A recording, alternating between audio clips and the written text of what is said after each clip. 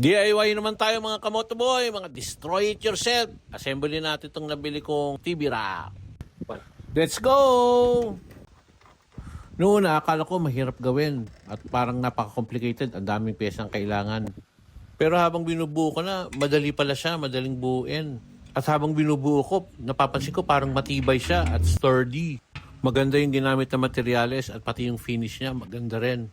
Salamat nga rin pala sa bunso kong anak si Kiyo.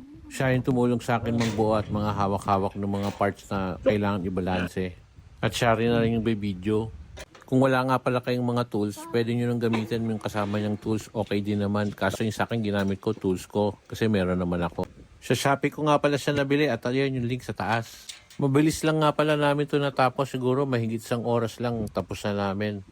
At step 5 na nga tayo. Halos patapos na to. Ako na lang mag-isang gumagawa dyan. Kayang-kaya ko na to. Sa mga nagtatanong naman, inabot nga pala to no 1,570 kasama na shipping doon. Mura na siya. At yan na nga ang finished product. Sa wakas, natapos ko rin. Kung umabot ka rito, salamat sa panonood.